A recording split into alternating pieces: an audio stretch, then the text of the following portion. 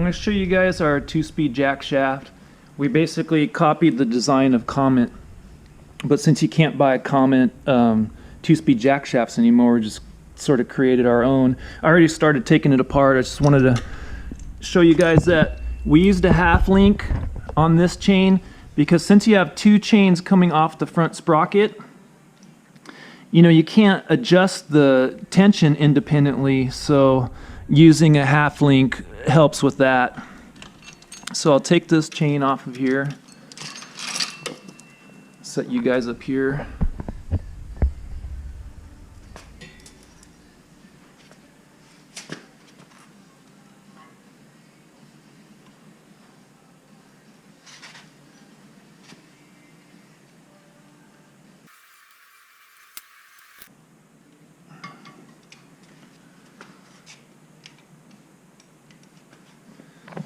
You can see we don't have a lot of clearance in here. We have this sprocket right here attached to the clutch, and you can see it's pretty much up against the bearing of this sprocket here. So this sprocket's on a freewheel.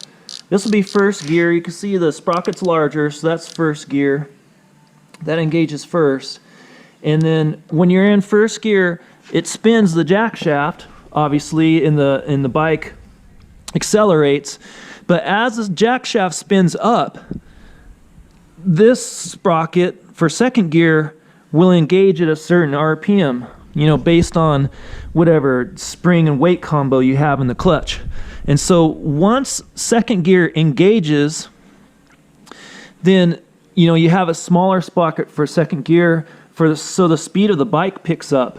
And once the speed of the bike starts to pick up, this sprocket starts to freewheel. That sprocket's not engaged anymore.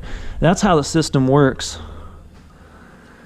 So I loosened the set screw, but the clutch is stuck on there, so I'm gonna have to get that off there somehow.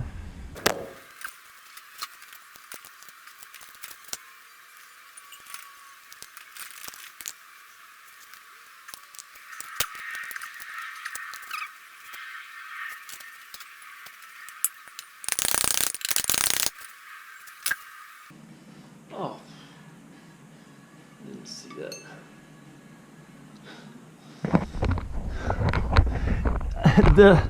This other set screw was below flush with the hub right there. I didn't see that thing. So hopefully it comes off easier when I loosen it.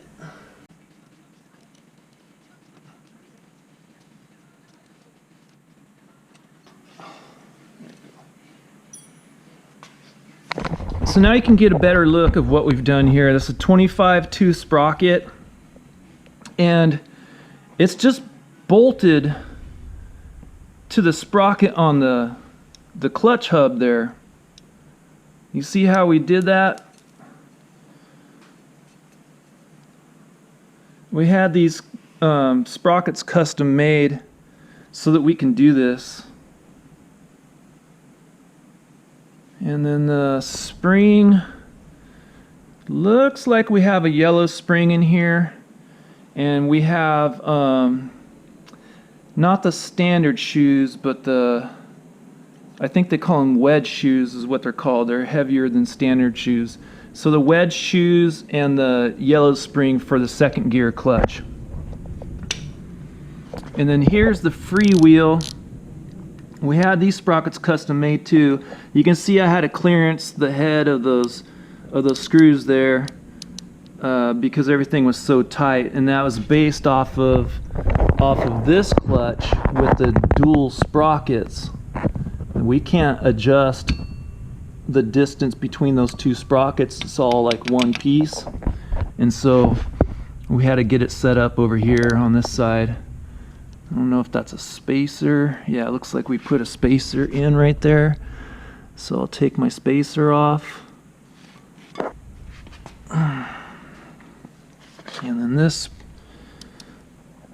is, I guess I'll loosen those set screws. Oh, that's for that sprocket. I don't know what's holding this on, if there's a set screw or what we got going on here. And put you guys down and use 2 hands.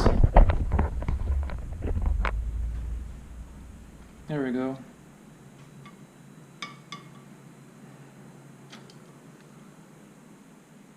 It's another spacer and a key. Looks like we machined that down for some clearance as well. Oh, this is a, yeah, so this is a threaded freewheel that we got off of Stanton Bikes, I believe it's called, Stanton. And this is a threaded adapter, so it goes keyed 5/8, that's a 5/8 shaft, keyed 5/8, and it has the threads on the outside diameter that match the threads on the freewheel. I think the freewheel and the adapter both came from Stanton. I'll have to look that up and post links in the video. Alright, so I took off the output shaft bolt so I can slide my clutch off. And then here's the clutch. It's not too uncommon. It should be pretty easy to find the clutch with the 2 sprockets on it. And we have 1, 2, 3, 4, 5, 6, 7, 8, 9, 10, 12. So 2 12-tooth sprockets with the chain going to first gear, which is 34-tooth, and the other chain going to second gear, which is a 25-tooth. And then we had on the jack shaft, we have this 1, 2, 3, 4, 5, 6, 7, 8, 9-tooth. So then we have a 9-tooth going to a 48-tooth right there. And that setup worked pretty good. I'm not sure what we have. Looks like a standard spring in our max torque clutch with wedge shoes. So whatever RPM that comes out to be, I don't know off the top of my head, but yeah, those are heavy shoes. So the RPM's fairly low for the engagement on this. I'm not sure why we went with that. And then this is the tricky one right here, the engagement for this clutch, because since it's on the jack shaft and it's running from a 12-tooth sprocket to a 25-tooth sprocket, it has gear reduction. So this shaft is not spinning as fast as that shaft. And that's where the issue comes in with the 2-speed jackshaft system, is spinning this clutch up fast enough to get it to fully engage. And it was kind of hit and miss. If you're on the throttle, like full throttle, and you spun this thing up pretty quick, this clutch would engage pretty well. Second gear would take over, and it was all fairly smooth. It wasn't too bad. But if you're like creeping up in RPM with low to mid throttle, this second gear clutch would not engage very quickly. The weights would come out and engage the bell, and then it would start, you could hear it would start making noise, and there would be vibration. And sometimes it would engage and second gear would take over, and then other times it'd kind of just be stuck in between first and second, just making a bunch of noise and vibration and stuff. So that's the downfall to this setup. It'd be cool to have a different clutch setup to where you could manually fully engage it. So once you manually decide to shift a second, you could just manually fully engage the clutch, and you wouldn't have to deal with all that vibration and noise and not shifting and all that stuff. But you know, I guess in certain circumstances it's okay. We plan on using it in this bike. That's why I'm taking it off of that bike. That bike's been sitting for years and years, and so we're building this bike. We're putting a 79cc motor in here, and we're taking it to the races, and I want to run the 2-speed jack shaft on that. So I'm gonna cut this and just put a normal setup on it. I'll put a regular clutch on there with 1 sprocket, and I'll figure out the gear ratio. This sprocket is really small, so normally we'd go with 22 here, but I'm going to go bigger to get my final gear ratio right around 13:1. That's pretty good if you want hill climb and a respectable top speed. But once you start getting outside that range, you know, if I went like 11:1 with a final gear ratio, this thing, it would wear out the clutch quickly. It wouldn't want to climb hills very good, and that's the deal with that. And this is old Greyhound motor. This was before the 79cc Predators. This 79cc Greyhound, they're not as good as the Predators. They have plastic cams in them. They just don't make the same power. They're a bit different.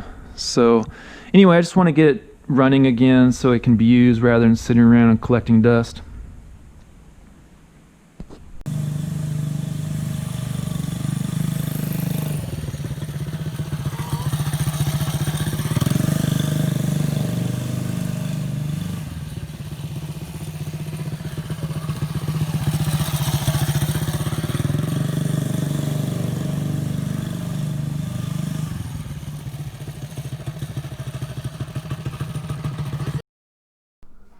Now we have the 2-speed jackshaft set up on our 79cc big bore engine, and we have a idler sprocket instead of using the half link, and it turned out to be a pretty clean setup on this bike.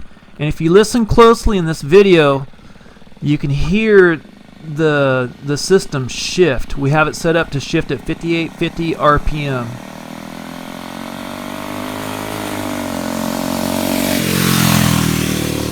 And since this engine has more power than the previous 79cc, we found that it engages a lot smoother and easier. And now we're at the track, we're mixing it up with a 212cc bike. Granted, most of the 212cc bikes just had too much power for us, but this guy was new to the track, and we were able to mix it up with him and had a good time. The 2-speed jackshaft worked great.